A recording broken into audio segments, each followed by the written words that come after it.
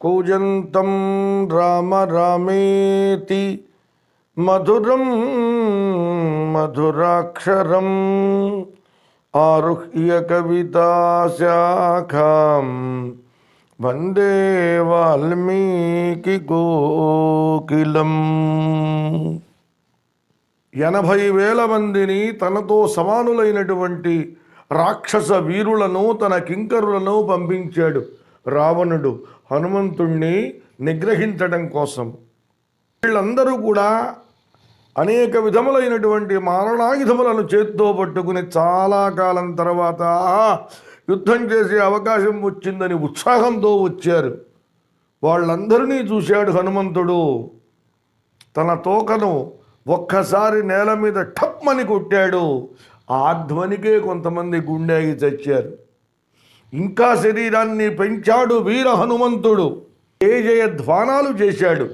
ఆ ధ్వనికి, ఆ శబ్దానికి పేదుర్వికంగా గగనాత్ ఉచ్చైః ఛేదమఘోషయత్. ఆకాశంలో ఎగురుతున్నటువంటి పక్షులు ఏవైతే ఉన్నాయో అవన్నీ కూడా నేల మీద పడిపోయినాయి. అంత బిగ్గరగా జయఘోషను చేశాడు హనుమంతుడు. ఇది ఒక్క వీరాంజనేయునకు తప్ప ఎవ్వరికీ సాధ్యము కానటువంటి విషయం. ఎందుకని అని అంటే శత్రు దుర్భేద్యమైనటువంటి లంకా పట్టణంలోకి వెళ్ళి ఎంతో కష్టపడి సీతమ్మను చూసి సీతమ్మకు నమ్మకాన్ని కలిగించి రాముల వారిచ్చిన అంగుళీయకాన్ని ఇచ్చి అమ్మ ఇచ్చిన చూడామణిని తీసుకొని అమ్మకు ధైర్యాన్ని పెంచాలనేటువంటి ఉద్దేశ్యంతో వానర వీరులపైన అమ్మకు అపారమైనటువంటి నమ్మకం కలగాలనేటువంటి ఉద్దేశ్యంతో రామదూతగా వచ్చినటువంటి తాను రావణునకు బుద్ధి చెప్పాలి, రావణునకు తన బలం అంటే ఏమిటో తెలియజేయాలి అనే ఉద్దేశ్యంతో మరి ఇంత అశోకవన భగ్నాన్ని చేసి ఇప్పుడు పెద్దగా ధ్వానం చేస్తున్నాడు అంటే అది ఒక్క వీరాంజనేయునకు తప్ప ఇంకా ఎవ్వరికీ పురాణ చరిత్రలోనే అసాధ్యమైనటువంటి విషయం. జయత్యతి బలో రామో లక్ష్మణశ్చ మహాబలః రాజా జయతి సుగ్రీవో రాఘవేణాభిపాలితః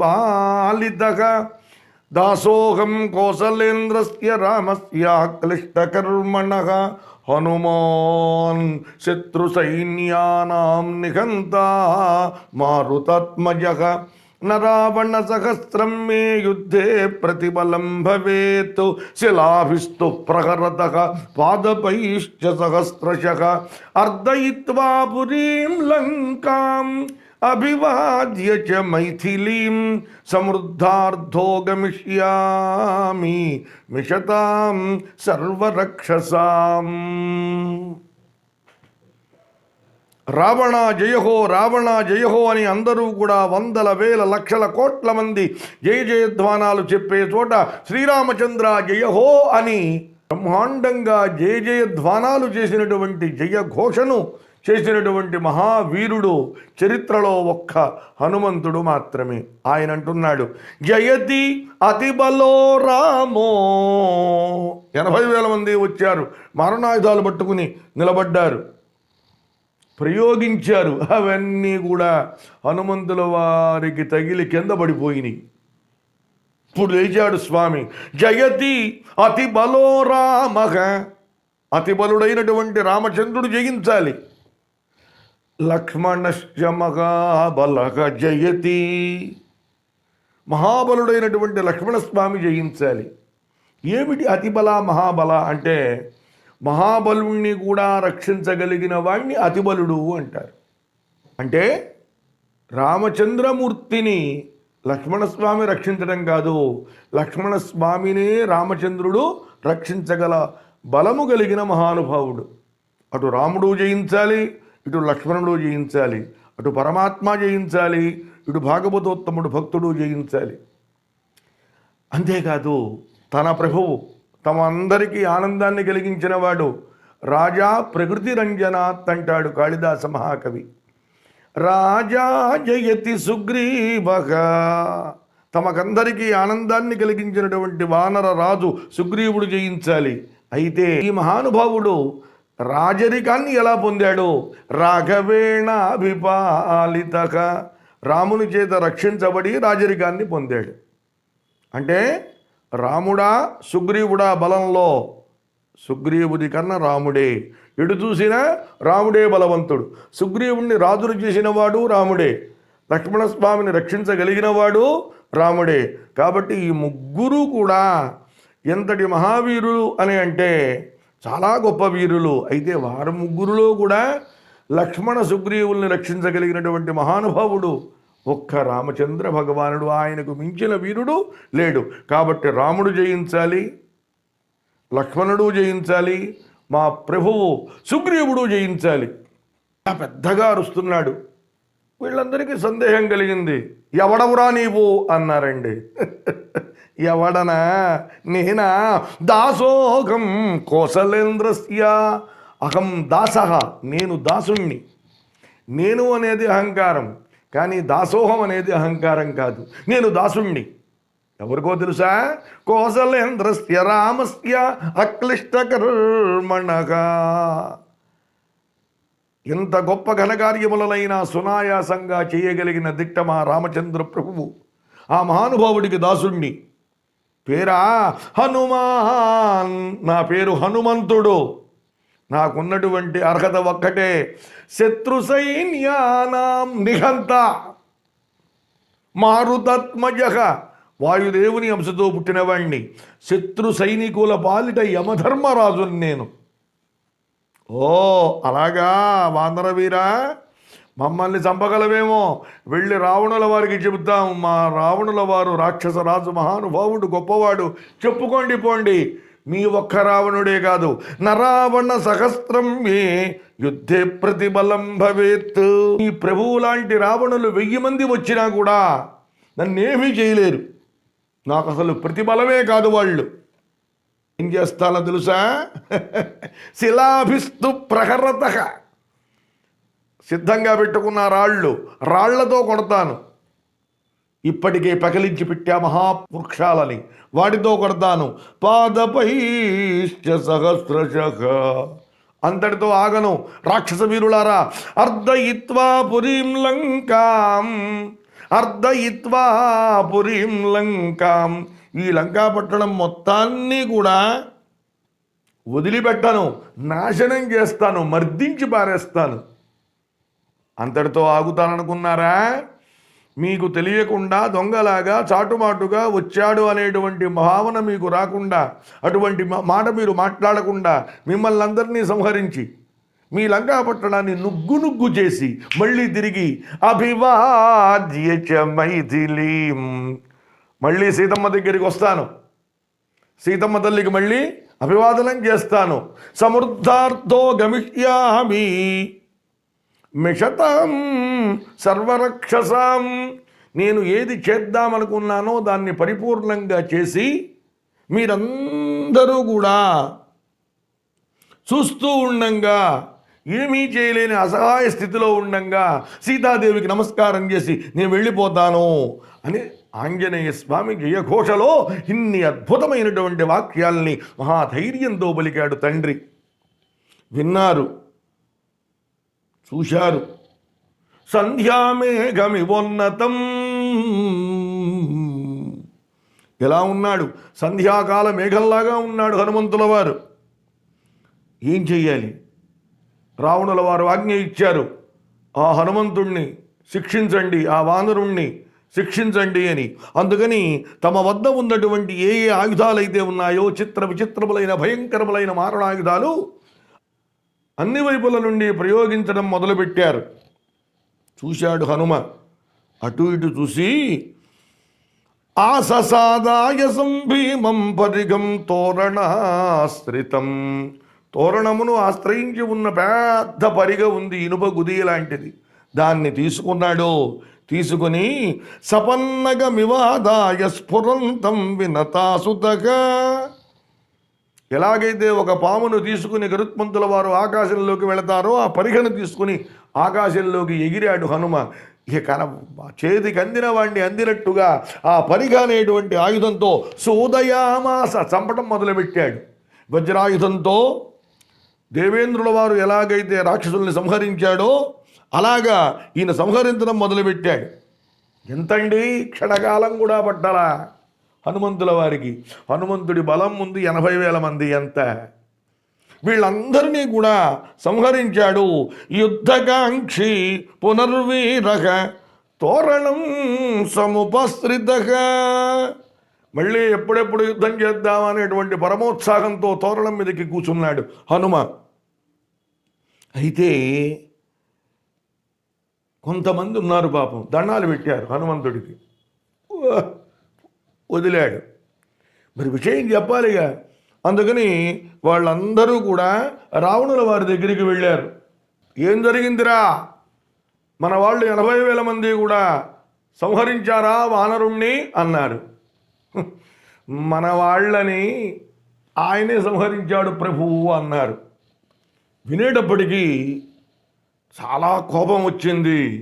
80,000 మందిని అలవోకగా అవలీలగా నిరాయుధుడైనటువంటి ఆ వానరుడు సంహరించాడా? ఇప్పుడు సమర్థుడైన వాడిని పంపించాలి. ఎవరిని పంపిద్దాం అనుకున్నాడు, చుట్టూ చూశాడు. సమాధి దేశ అప్రతిమం పరక్రమే ప్రహస్తపుత్రం సమరే సుదుర్జయం. యుద్ధరంగంలో ఎంత కష్టపడి జయిద్దామనుకున్నా జయించడానికి వీలు కాని అవక్ర పరాక్రమ సంపన్నుడు తమ సేనాధిపతి ప్రహస్తుడు, ఆయన కుమారుడు. ఆ ప్రహస్తపుత్రుణ్ణి, నాయనా ప్రహస్త కుమారా లే అన్నారండి. లేచాడు. బాగా గమనిద్దాం. ముందు కింకరుల్ని పంపించాడు.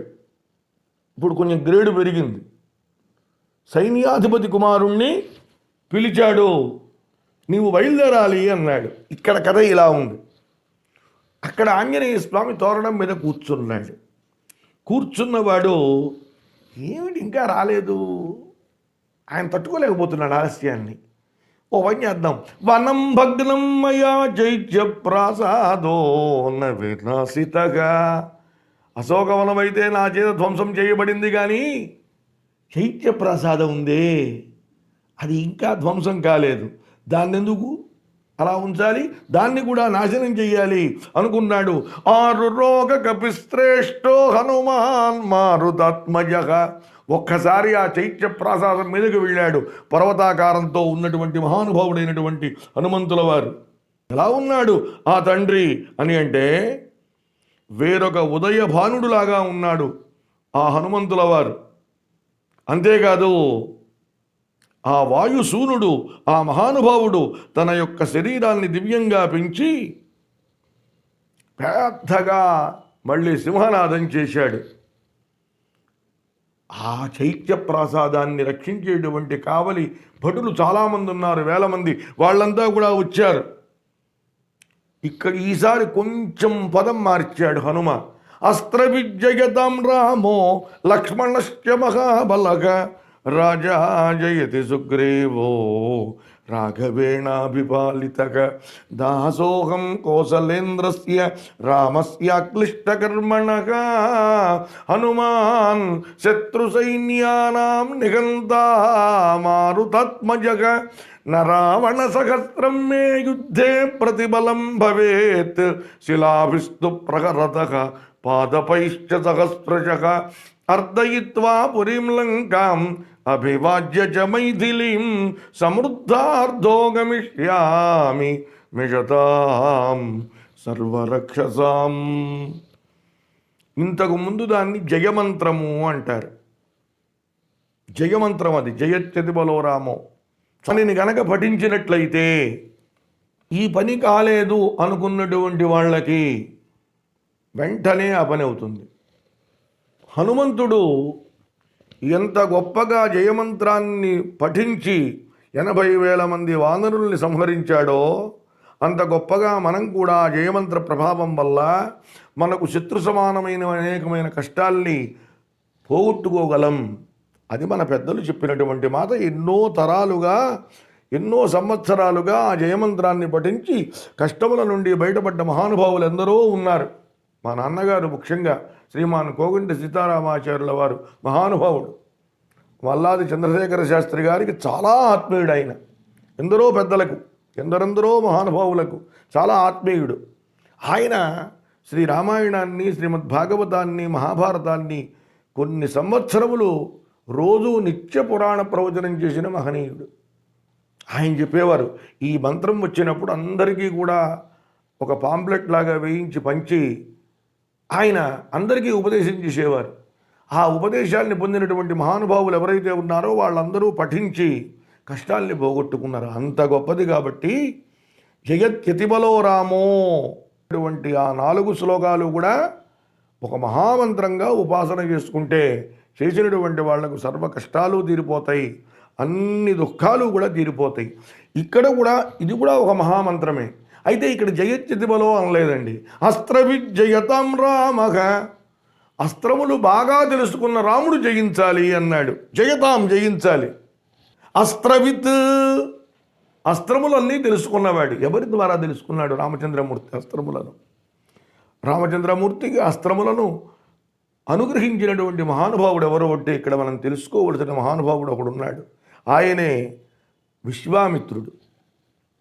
రామచంద్రుని తత్వం వశిష్ఠ మహర్షికి తెలుసు, విశ్వామిత్రునికి కూడా తెలుసు. రాముడంటే ఎవడు? ఎందుకు వచ్చాడు రాముడుగా?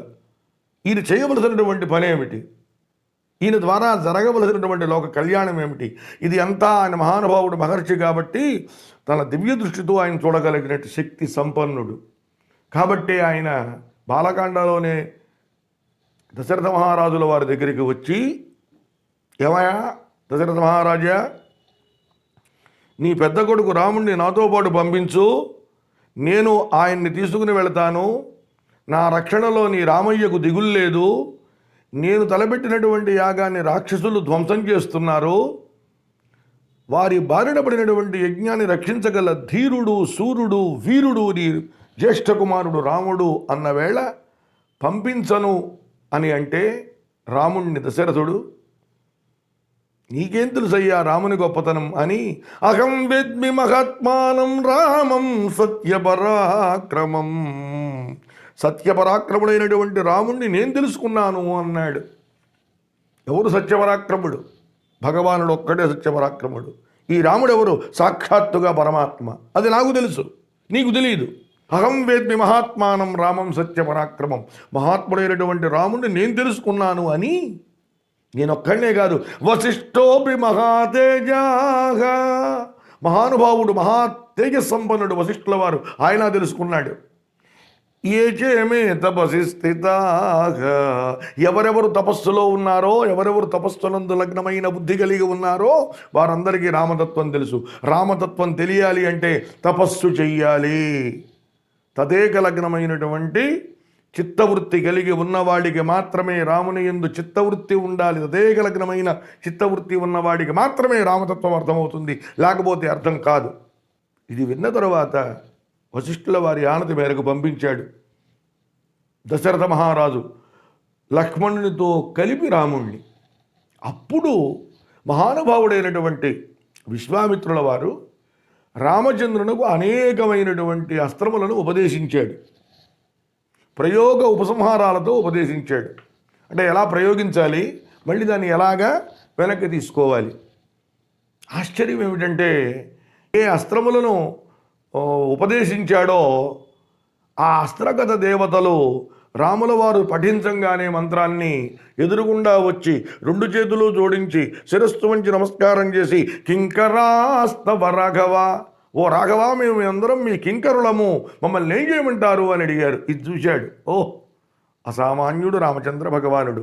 నేను ఈ అస్త్రముల కోసం కష్టపడి తపస్సు చేస్తే ఆ అస్త్రదేవతలందరూ రామునకు కింకరులము అంటున్నారు. ఇది అస్త్రవిత్, అస్త్రములను తెలుసుకున్నవాడు, అస్త్ర అధిష్టాన దేవతల గురించి తెలుసుకున్నవాడు, అసలు అస్త్ర అధిష్టాన దేవతలనే కింకరులుగా చేసుకున్న భాగ్యశాలి మహానుభావుడు రామచంద్రుడు. ఇంత విషయం వచ్చేట్టుగా ఒకే ఒక మాట అన్నాడు హనుమ, అస్త్ర విజయతం రామః, అస్త్రములను బాగా తెలుసుకున్నటువంటి తన గురువు అయినటువంటి విశ్వామిత్రుని ద్వారా రామచంద్రుడు జయించాలి. విశ్వామిత్రుడు రామునకు ఉపదేశం చేస్తే రాముడు లక్ష్మణస్వామికి ఉపదేశం చేశారట. ఇది పెద్దలు చెబుతున్న మాట. ముఖ్యంగా మా నాన్నగారు సీతారామాచార్య స్వామి వారు చాలా గొప్పగా చెప్పారండి. ఏదైనా ఒకటి ఫలించాలి అంటే వెంటనే ఇంకొకళ్ళకి ఉపదేశం చేయాలిట. అందువల్ల వారికి విశ్వామిత్రుడు ఉపదేశం చేస్తే ఆ రామచంద్రుడు లక్ష్మణస్వామికి ఉపదేశం చేశారట. అందువల్ల మహానుభావుడు రామచంద్ర భగవానుడు అస్త్ర తత్వం తెలుసుకున్నటువంటి మహనీయుడు. అందుకనే ఇదంతా వచ్చేట్టుగా ఒక పదం వాడాడు ఆంజనేయ స్వామి. అంటే బాలకాండ కథాంశం మొత్తం వచ్చేసిందండి ఇక్కడ. అస్త్ర విద్యగతం రామక లక్ష్మణశ్చమగా బలగ రాజా జయది సుగ్రీవో రాఘవేణ అభిపాలితక. మరి ఎట్లా చేయిస్తాడండి రావణాసురుణ్ణి? అస్త్రవిద్, ఆయనకన్నీ అస్త్రాలు తెలుసు. రావణాసురుడికి తిరిగినవి కూడా రాముల వారికి తెలుసు కాబట్టే తన అస్త్ర బలంతో లక్ష్మణస్వామిని కాపాడగలడు. అలాగే సుగ్రీవుణ్ణి కూడా ఎప్పుడూ రక్షిస్తూ ఉంటాడు. ఇటు రాముని యొక్క దివ్యమైనటువంటి రక్షణలో మహాబలుడైనటువంటి లక్ష్మణస్వామి జయించాలి, రాముని యొక్క రక్షణలో ఉన్నటువంటి సుగ్రీవుడు జయించాలి అని ఇంతకుముందు మనం చెప్పుకున్న అంశాలన్నీ మళ్ళీ పునః చెప్పాడు చైత్య ప్రాసాద కింకరులకు మహానుభావుడైనటువంటి హనుమ. ఆ చెప్పడం కూడా పెద్ద ధ్వనితో చెప్పేటప్పటికీ రక్షసం జనయన్ భయం, అక్కడ ఉన్నటువంటి రాక్షసులందరికీ అపారమైనటువంటి భయోత్పాతం కలిగింది. మరి ఇప్పుడు ఇంత వీర హనుమ ఆ రాక్షసులతో ఎలా యుద్ధం చేస్తాడు తర్వాత ప్రవచనంలో మనం తెలుసుకుందాం. స్వస్తి. రామాయ రామభద్రాయ రామచంద్రాయ వేధసే